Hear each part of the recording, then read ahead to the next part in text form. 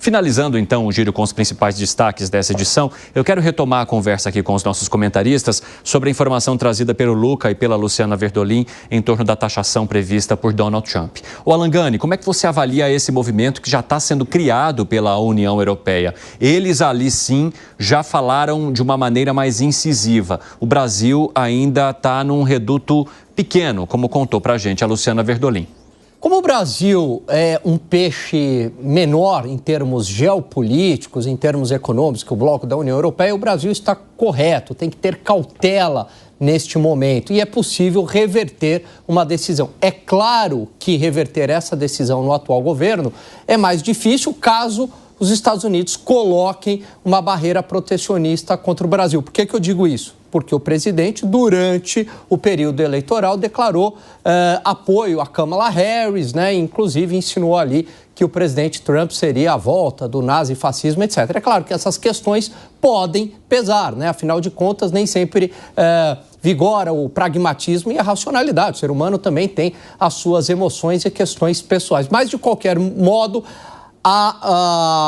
o movimento do Brasil atual está correto, exige prudência, porque uma guerra comercial encarece o preço do aço. Encarecendo o preço do aço, Evandro, encarece o preço de vários segmentos, da indústria de linha branca, de automóveis. Estados Unidos e União Europeia entrando nessa pode ser um encarecimento do preço mundial. Ô Fábio Piperno, você acredita então que essa força que a União Europeia tem, como menciona o Alan Gani, garante a ela, digamos assim, a robustez necessária para ela encampar um movimento de embate com o presidente dos Estados Unidos? Evandro, provavelmente a União Europeia esteja nesse momento estudando medidas de retaliação. E o Brasil não fala em retaliação, pelo menos por enquanto. Aliás, o Brasil está falando, inclusive, em reciprocidade. O que seria isso? Por exemplo, taxar as Big Techs. Sim. É uma outra forma de impactar marcas americanas. Embora o Fernando Haddad tenha dito que isso não foi cogitado depois que as notícias ganharam as manchetes aí dos jornais. Mas, enfim, obviamente que o ministro também não confirmaria isso agora, né? Porque poderia gerar um movimento maior do que o necessário, sem a gente saber de fato que será implementado pelo Donald Trump. Mas é importante o Brasil realmente pensar em medidas de reciprocidade sem fazer esse estardalhaço todo. Não interessa ao Brasil, nesse momento, entrar nessa batalha mundial. A União Europeia tem muito mais a perder. Agora, de fato, esse tipo de medida protecionista é ruim para a economia global. E aí, não só o Brasil perde, como todo mundo. Então, o que isso vai impactar, pode impactar no dia a dia das pessoas? Primeiro, empregos das pessoas que trabalham diretamente nessas indústrias, encarecimento de produtos, como o Alan disse, linha branca, automóveis e outros.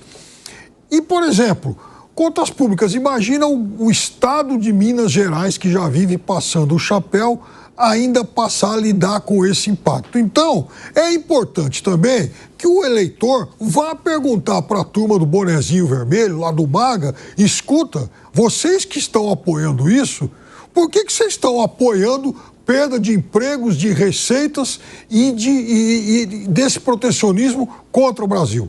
O Brasil não tomou nenhuma atitude hostil contra os Estados Unidos e vocês estão apoiando isso. Fala, Gani. Não, só queria chamar atenção aqui um ponto que o Piperno levantou.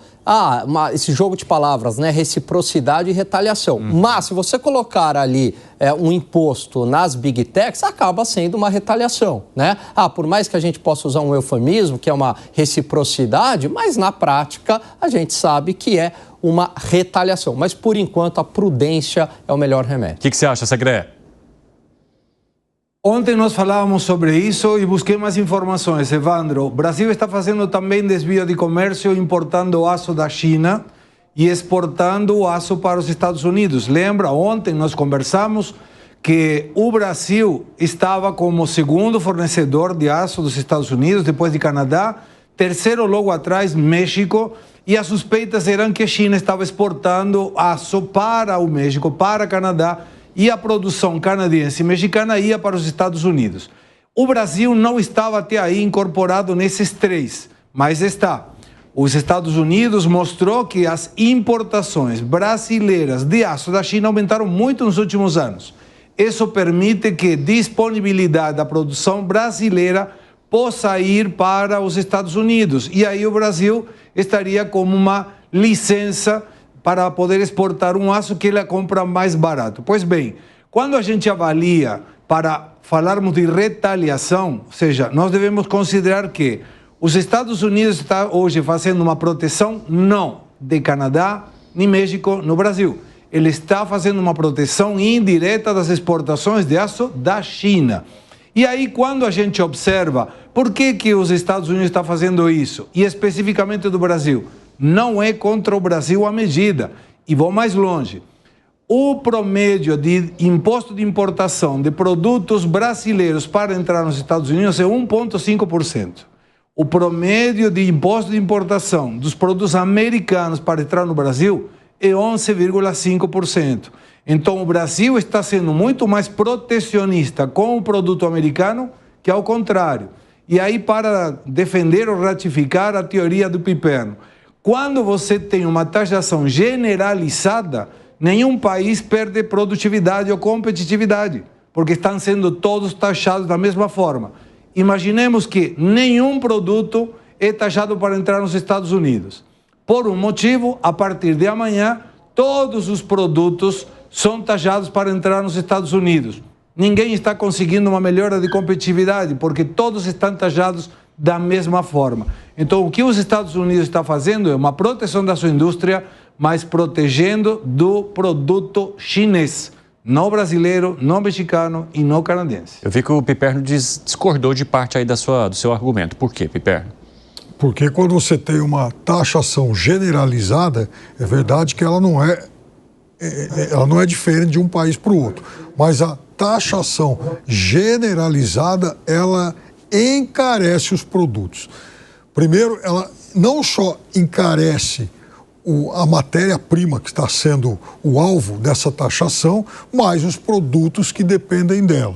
Segunda coisa, ora, se é uma medida para proteger a indústria americana, ela obviamente vai prejudicar por tabela a indústria brasileira. E outra coisa, a taxação de produtos americanos que entram aqui é maior do que a taxação de produtos brasileiros que vão para lá, basicamente porque nós exportamos commodities agrícolas que têm realmente taxações menores e importamos manufaturados. Agora, por exemplo, o Brasil, a Embraer acabou de fechar o maior contrato da sua história com uma empresa americana. Então, é óbvio que a taxação imposta aos produtos Embraer, ela é muito maior do que a taxação imposta à soja vendida pelos produtores do Mato Grosso. Quer acrescentar algo, Segré? Depois eu vou ouvir o Zé.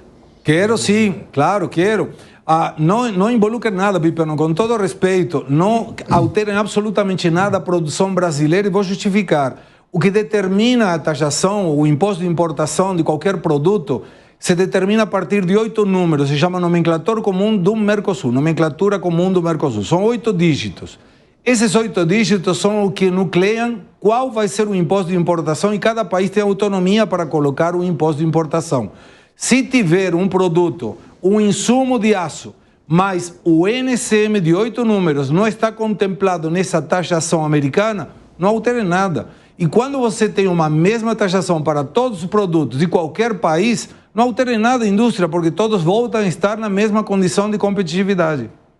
Vai lá, Zé. Eu quero saber de você também, Zé, sobre essa estratégia do governo, né, que está mantendo muito no sapatinho ainda, numa conversa pequenininha ali com alguns ministros. É uma boa estratégia para esse momento? É estar se armando bem estrategicamente. Hoje vai ter uma reunião final entre ministros, mas a ideia, o ministro de Relações Institucionais, Alexandre Padilha, já antecipou. O governo não quer abrir uma guerra, a determinação do presidente Lula é de não definir ali que o Brasil vai reagir, que vai retaliar, mas é claro que tem que proteger também, né? Tem que proteger a sua indústria. Me lembraram o seguinte, olha, isso aí é um comércio que, embora fale de país para país, mas são transações privadas, de empresas privadas, né? Não é uma relação direta comercial entre países, mas de empresas privadas. E eu soube que o ministro Geraldo Alckmin, o vice-presidente, ele ouviu representantes dos setores impactados. Todos eles, ouviu, avaliou bem como é que é, e a ideia é saber, olha só, ninguém tem certeza nem de como isso será na prática. Pode ser, avaliaram alguns, de que o mercado norte-americano absorva esse dinheiro, essa diferença. E aí o Brasil continua, não é o Brasil, as empresas brasileiras continuariam entregando lá o produto, o aço, né? E aí a indústria e os consumidores assumiriam essa diferença. Ninguém sabe exatamente como é que isso vai acontecer. Lembrando que a história mostra, e nós conhecemos aqui o computador Cobra, nós fomos obrigados a conviver com a área protegida na área de informática, e foi um desastre. Nós ficamos atrasados, era proibido importar produtos na área nem existia internet, né? De comunicação, de computadores. Né? E foi horrível, né? Para o mercado brasileiro.